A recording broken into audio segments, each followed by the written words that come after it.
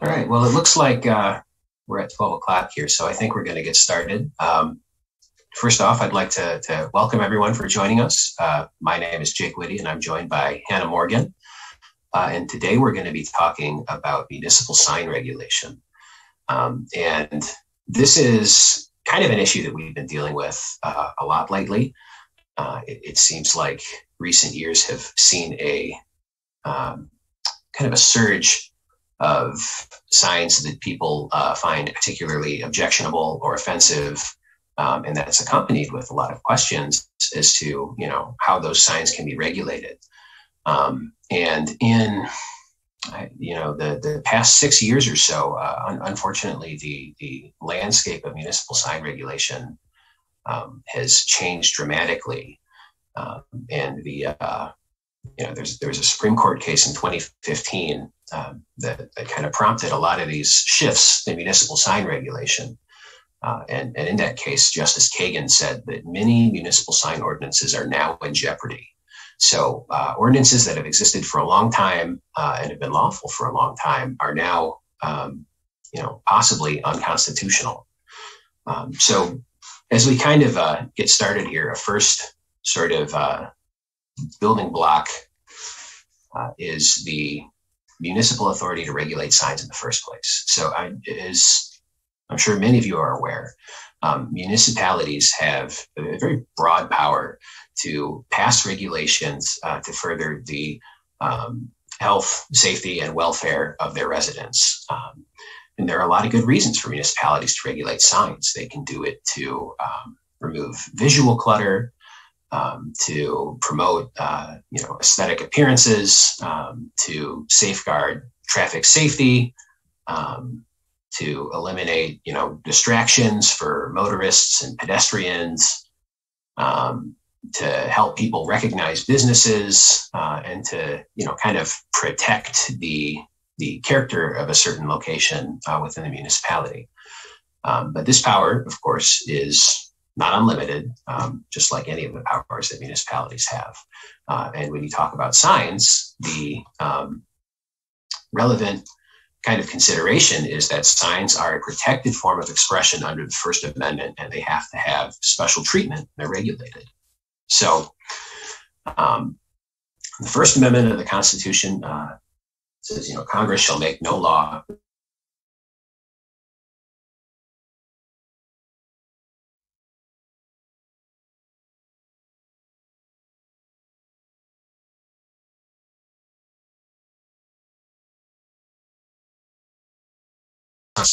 and the First Amendment will, for the most part, prohibit the government from restricting the expression on the basis that the government disagrees with the messages, the ideas, or the subject matter of that speech.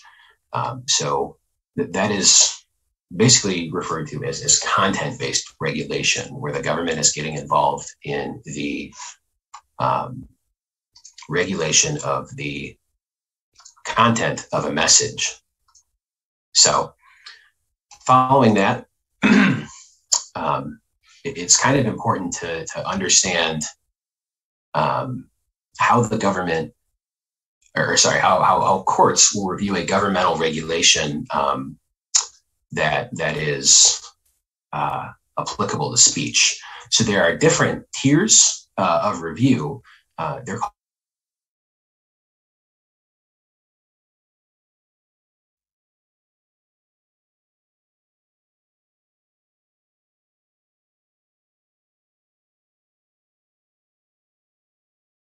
applies to the content of speech when it's targeted at the content of a message.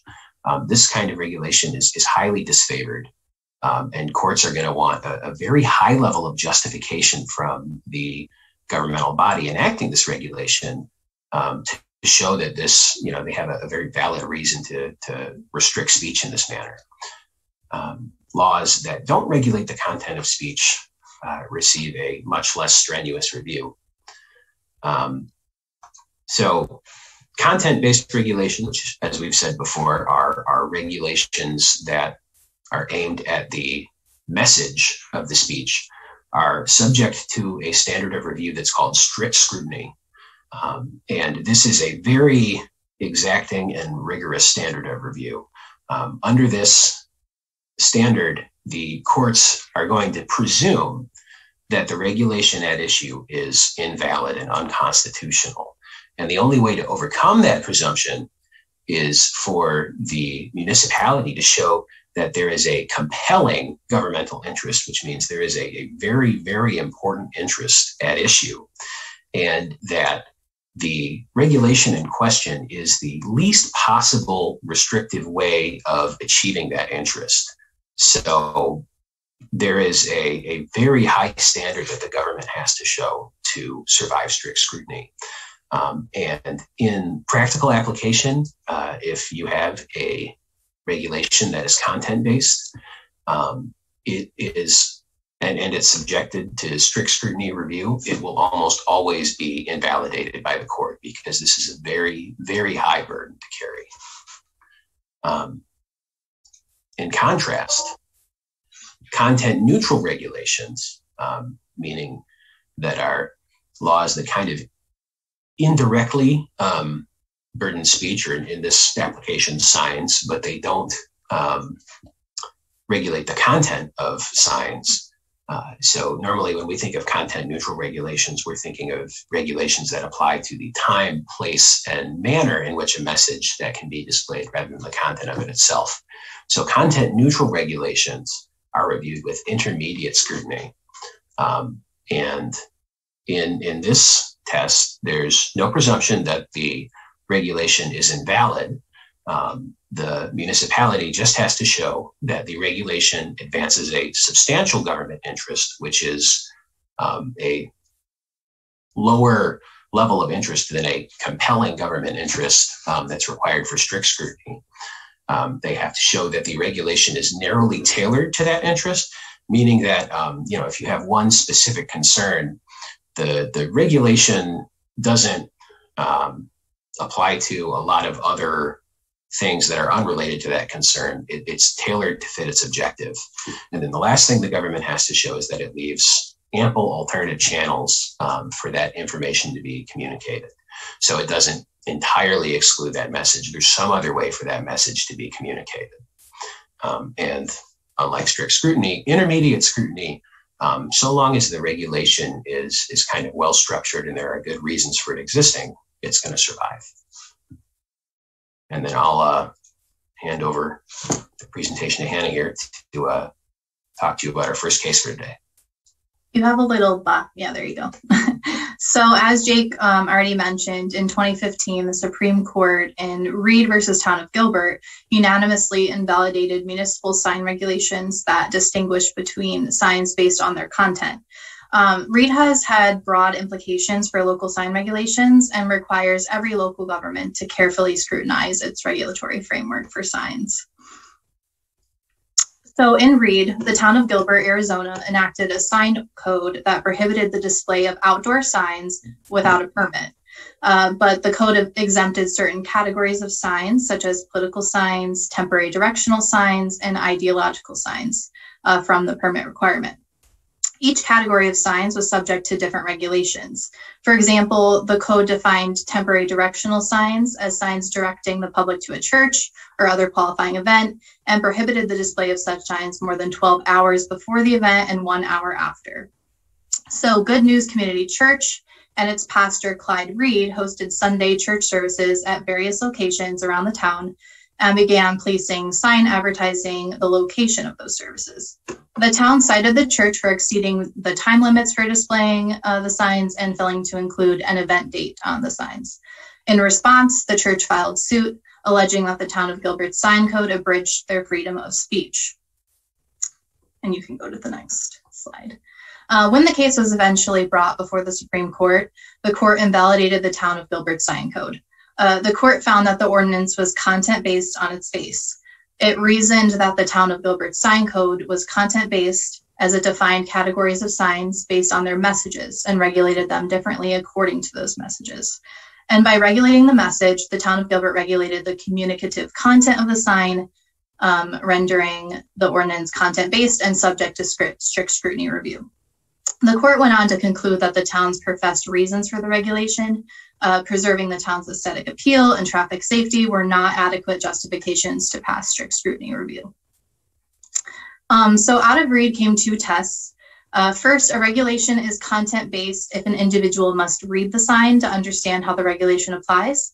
And second, a regulation is content-based if the underlying purpose of the sign regulation is to regulate certain subject matters. And according to the court, the goal of these tests is to protect viewpoints and ideas from government censorship and favoritism. But in practicality, the decision in Reed invalidated many municipal sign regulations across the country, as it redefined what constituted content-based regulation. Before Reed, courts often upheld sign regulations that exempted certain subject matters, and now the mere mention of subject matters in a sign regulation almost always renders the regulation invalid. Accordingly, municipalities should review their sign regulations to identify and remove content-based regulations and replace them with content-neutral regulations where possible. Since the Supreme Court's decision in Reed, the United States Court of Appeals for the Sixth Circuit, which has jurisdiction over Michigan, has strictly adhered to the standards laid out in Reed, compared to some other judicial circuits which have more loosely interpreted Reed. So building off that, Reed articulated these two tests, but it still kind of left a lot of questions open as to whether specific kinds of regulations were in fact content-based or not. And like Hannah mentioned, the application of the test in Reed is not the same between all of the federal judicial circuits. So one of the kind of long-standing regulatory tools that we've seen in a lot of municipal sign ordinance is the regulation of off-premises signs. And the concurrence in Reed by Justice Alito even listed regulations that distinguish between on-premises and off-premises signs as an example of content-based regulations, content-neutral regulations.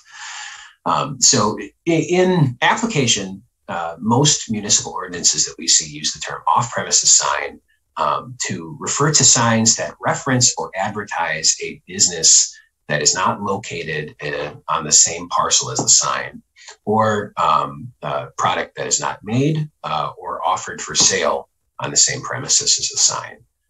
These are generally used to target advertising and can also, we also see definitions that are structured more specifically to target billboards.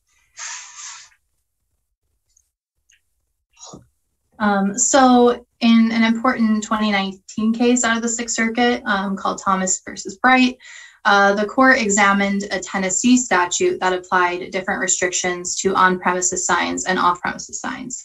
Under the regulation, signs that advertised activities conducted on the property where the sign was located could be posted without a permit, whereas signs that advertised activities occurring off-premises required a permit.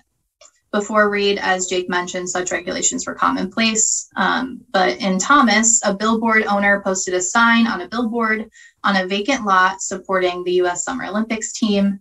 Tennessee ordered him to remove the sign because he had been denied a permit, and the sign did not qualify for the permit exception as it did not advertise activities conducted on the property. The billboard owner sued, alleging that Tennessee's on-premises versus off-premises sign regulations violated the First Amendment. And the court in Thomas applied Reed, but reasoned that because the enforcing government must read and regulate the content of a sign's message to determine whether the message relates to an activity on the property, the distinction was content-based. Also following Reed, the court determined that the governmental interests in aesthetics and traffic safety were insufficient to support that distinction. So as a result, the court held Tennessee's on and off premises regulation was content-based and struck it down as unconstitutional. And then in 2021, the Sixth Circuit reviewed another billboard regulation in LD Management versus Gray. This was a Kentucky regulation which prohibited off-premises billboards when the advertisement was not securely affixed to the ground, the sign was attached to a mobile structure, and no permit had been obtained. However, these requirements did not apply to on-premises billboards, so they created another similar distinction to the Tennessee case. The Lion's Den, an adult superstore, installed a billboard advertising the store from a tractor trailer parked on a neighboring property. The state directed the Lion's Den to remove the billboard because it wasn't securely affixed to the ground, it was located on a mobile structure, and they did not receive a permit. The Sixth Circuit held that Kentucky's regulation scheme was content-based and in violation of the First Amendment. And in reviewing the regulation, the court explained that it was content-based because it treated on-premises advertisements more favorably than off-premises. And it struck down Kentucky's regulation, reasoning on-premises advertisements pose no greater eyesore or traffic safety risk than off-premises.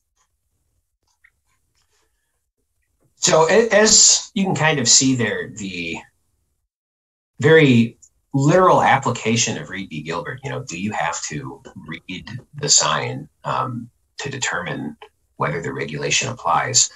If it's construed in a kind of strict way, it's very far-reaching. And the Sixth Circuit, more so than other judicial circuits, has been taking a very literal application of that is kind of incrementally invalidating a lot of longstanding regulations. Another very longstanding type of regulation is regulations that distinguish between commercial and non-commercial signs. And how that test set forth in Reed v. Gilbert should apply to basically the historical treatment of these kinds of regulations. So in the past, the Supreme Court would always apply intermediate scrutiny to content-based regulation of commercial speech. So despite the fact that these kinds of regulations would specifically call out the message or the content of commercial speech, intermediate scrutiny was justified by kind of the lesser importance of commercial messages compared to non-commercial expression.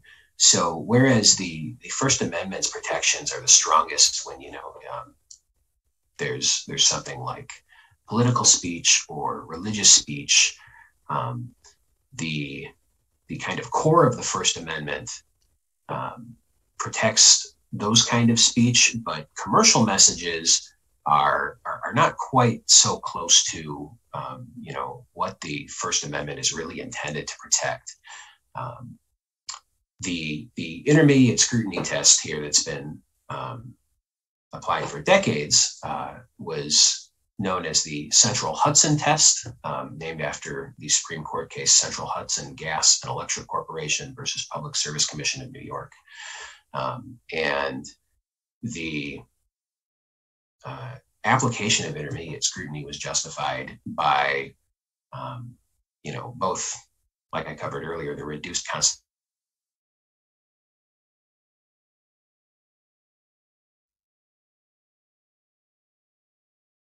preventing things like false or misleading advertising, protecting consumers, those kinds of things.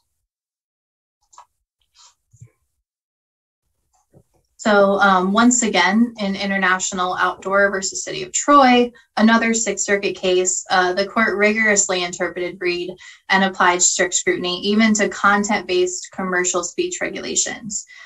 In this 2020 case, Troy's ordinance treated commercial signs differently from non-commercial signs by exempting certain types of signs from its permit requirements, such as flags, temporary signs, garage and estate or yard sale signs. The court found that Troy's ordinance imposed content-based restrictions through the use of these exemptions.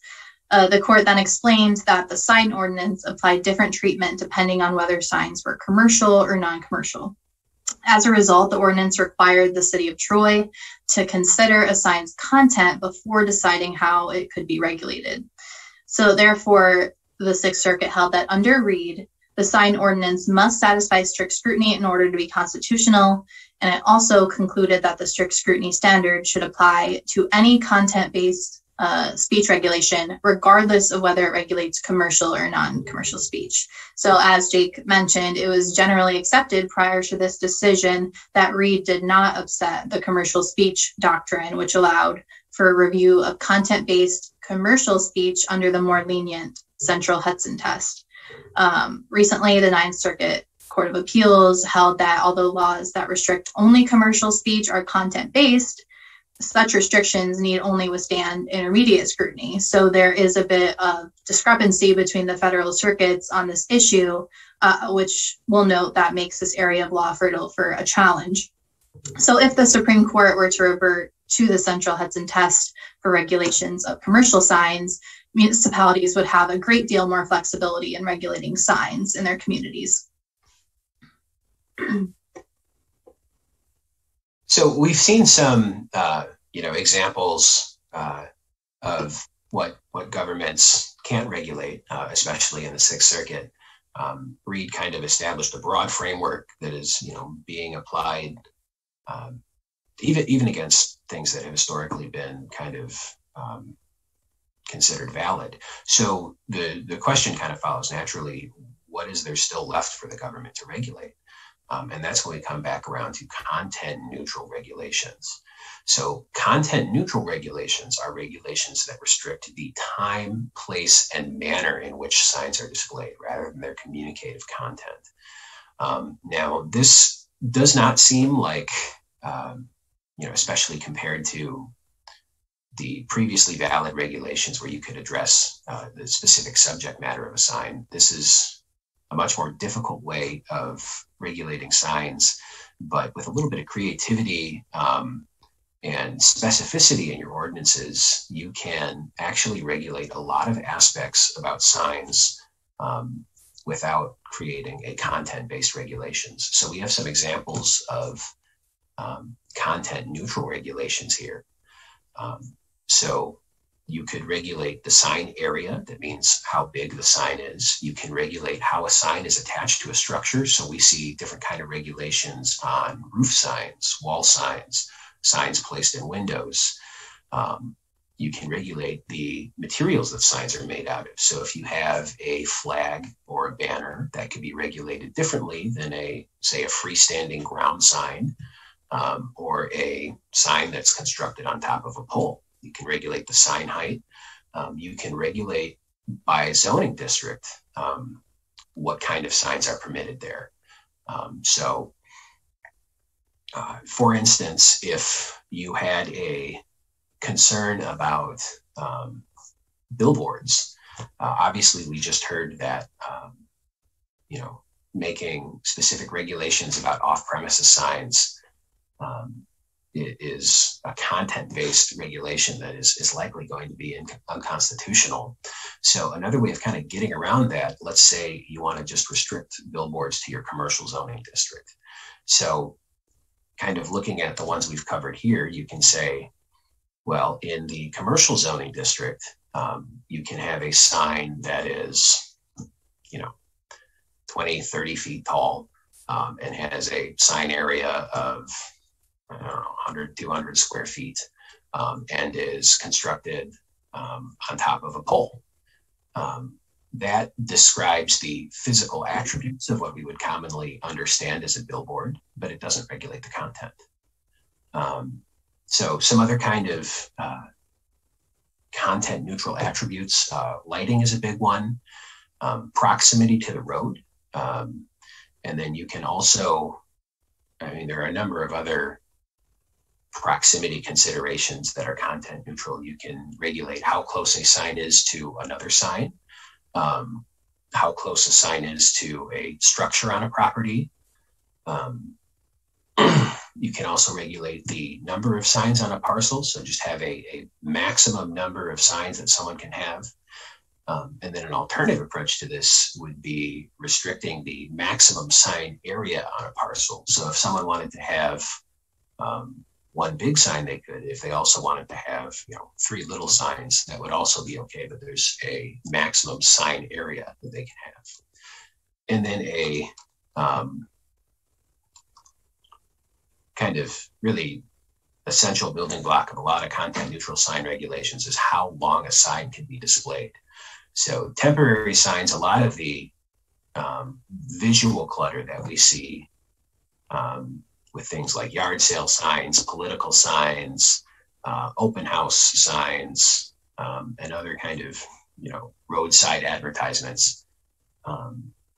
The way I've just described them is clearly content-based, but if you have regulations on temporary signs and you say, okay, a temporary sign is a sign that is, under, 3 or 4 square feet and is made out of, some kind of laminated paper and has wire legs and is within, 10, 15 feet of the road, it can stay there for, 1 or 2 consecutive weeks. That's a content neutral way of regulating something like a garage sale sign or a political sign without using content-based regulations. And then Hannah will follow up here with the court case upholding content-based or content-neutral regulations, excuse me.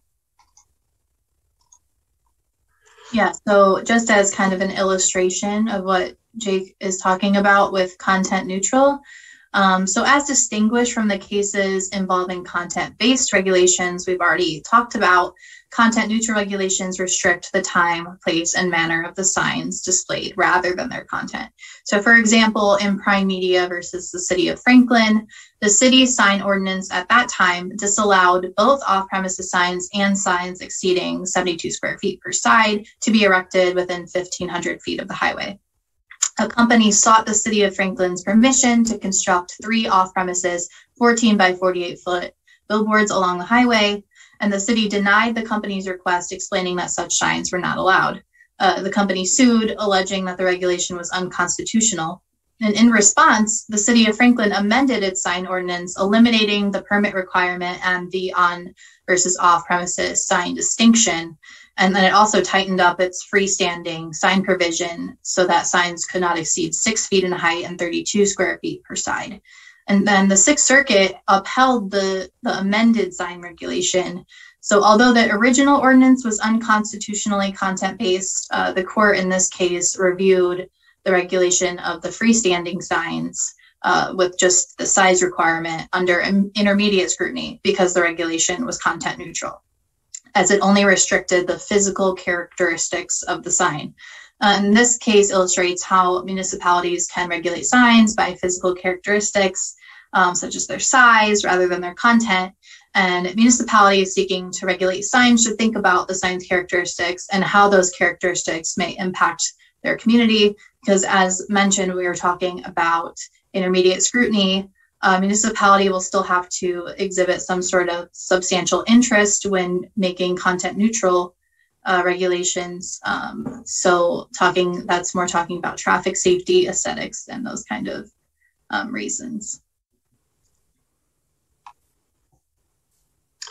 So dovetailing into that, we've, kind of explored a lot of ways that your existing regulations could be invalid. And we've briefly discussed ways that you can craft new regulations. But I guess, what does this kind of mean right now? Well, one thing that municipalities kind of have to do, which is unfortunate at this point, is accept that they aren't going to have the same amount of control that they can exercise over signs.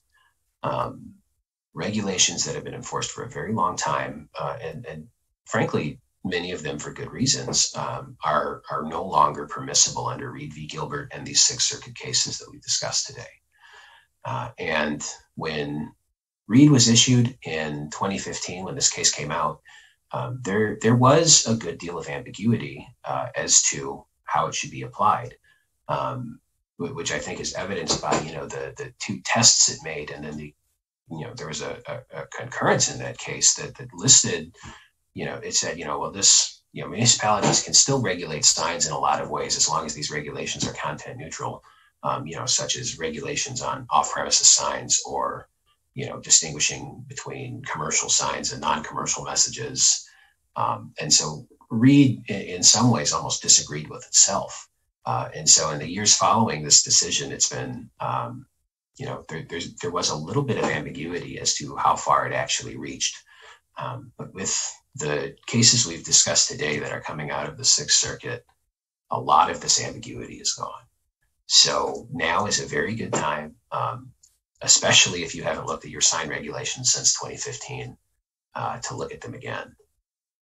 And given the kind of very specific and exacting framework that you have to replace content-based regulations with content-neutral regulations, like I kind of explained, how do we regulate the perceived harm of something like a billboard without using the word billboard? How do we regulate, the clutter that comes from political signs and garage sale signs without using those words?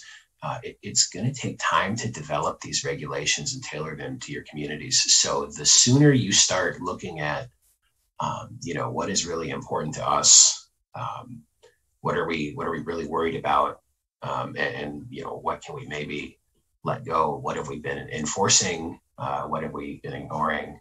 The sooner you start talking about this kind of stuff with your attorney, with your planner, the better, because it's going to take a while to develop everything. So what this leads into is what can you do right now if these regulations are going to take a long time to develop?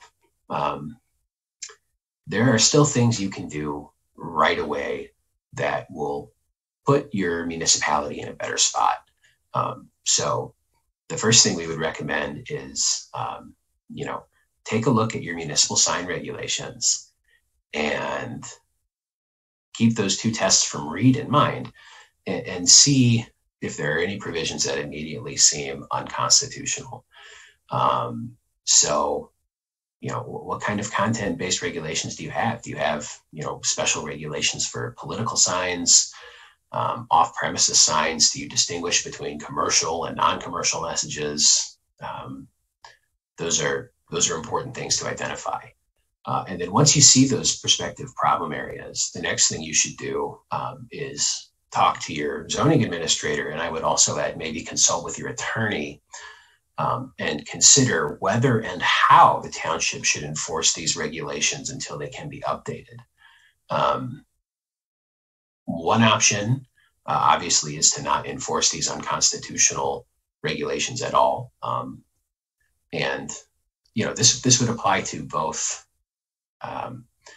like prohibiting a certain kind of sign, or even just requiring a permit for a certain kind of sign if permits aren't required for another kind of sign. So one approach would be just totally not enforcing these provisions and not getting involved at all. Another approach could be to continue to enforce them, but if you're challenged, obviously don't try to take anybody to court.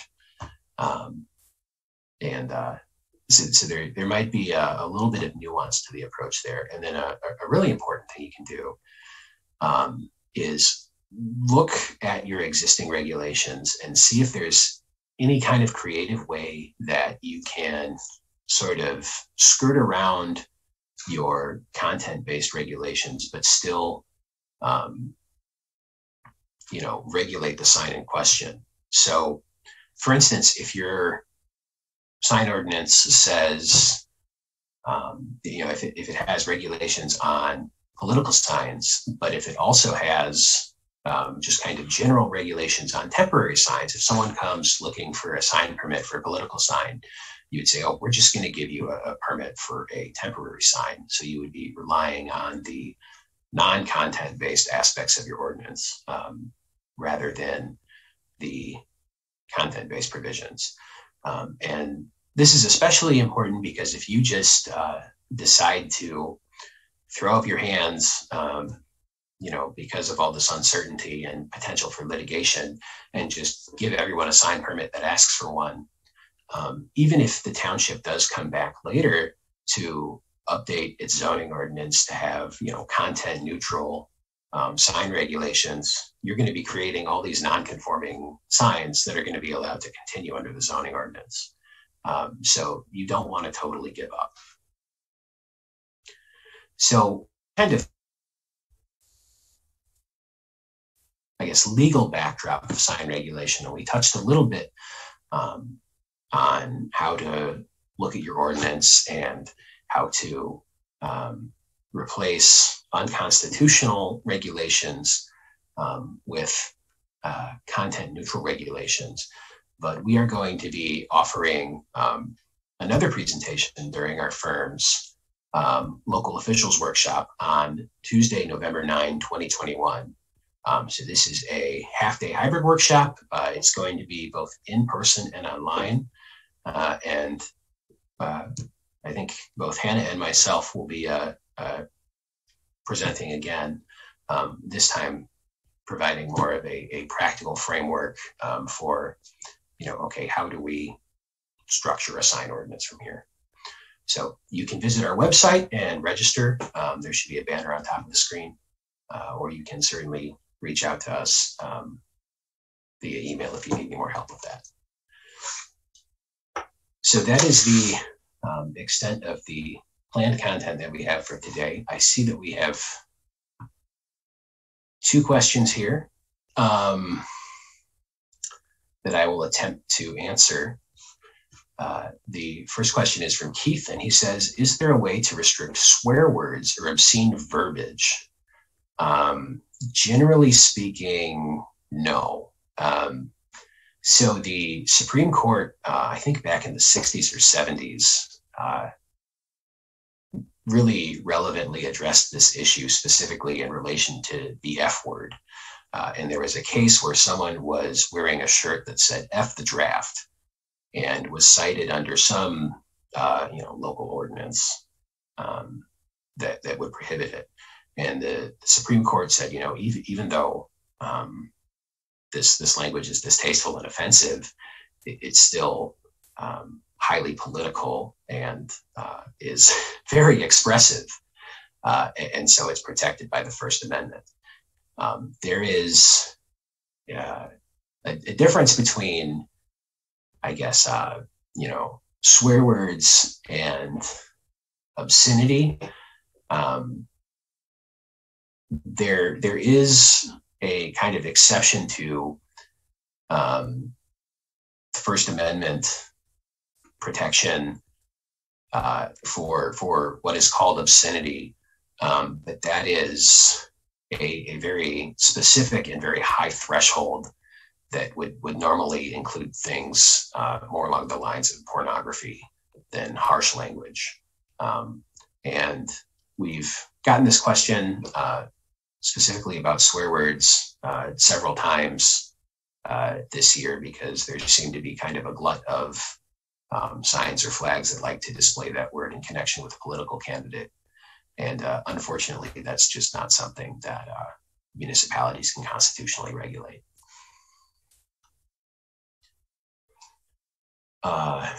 So the next question we have here is from Robert that says, are there any cases that dictate that you couldn't possibly regulate the time limit of a temporary sign that just happens to relate to an election or political point? So I don't know if there are any cases that directly address that issue. Normally a time limitation on a sign is a content neutral restriction.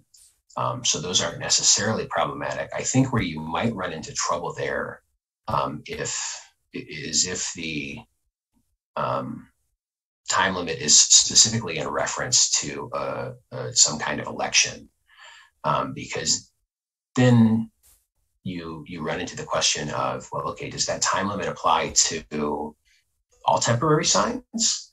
And what is the justification, for that regulation?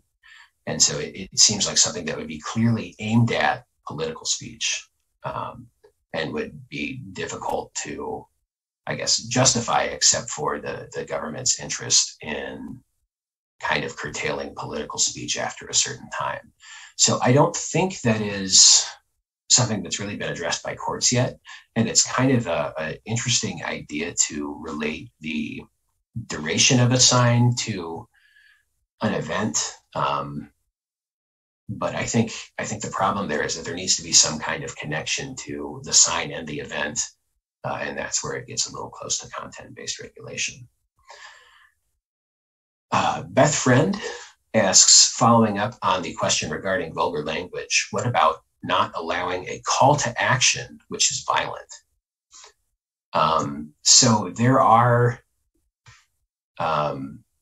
specific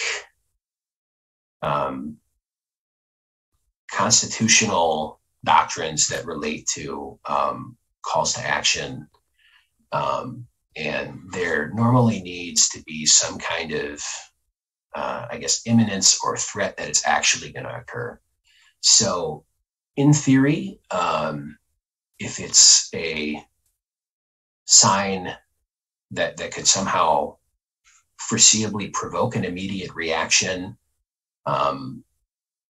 then that might be something that could fall within the purview of municipal regulation.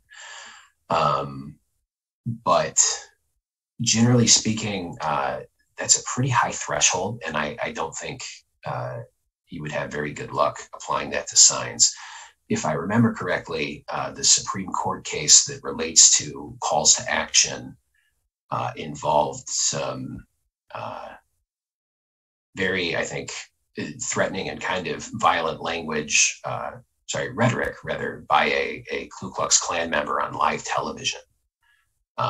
And the court said, despite, even if he did want to evoke some kind of reaction or a call to action, there wasn't really any imminent threat of it happening.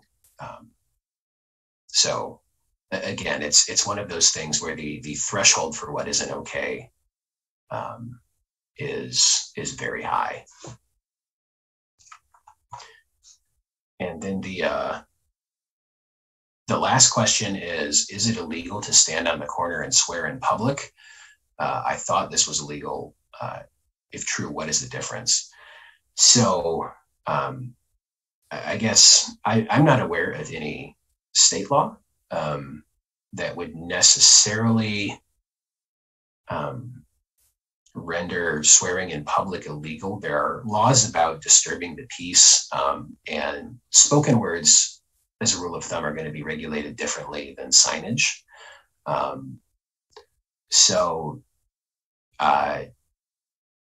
Despite that, I think the same kind of constitutional protections to harsh language would apply.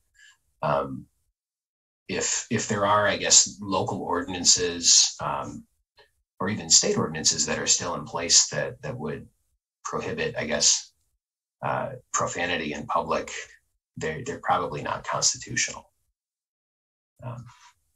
So hopefully that answers your question. There was another question in the chat too. Oh, sure. All right, the last question here is from Aaron, and it says, by regulating displays of merchandise, only those items that are for sale, and allowing for certain types of merchandise to be displayed in certain places, but not other types of merchandise, do you think this could flag a constitutional issue? I think it depends on is intended to be a form of expression. I think there is a big difference between, like parking a lawnmower out in front of your business versus putting up a sign that says lawnmowers for sale.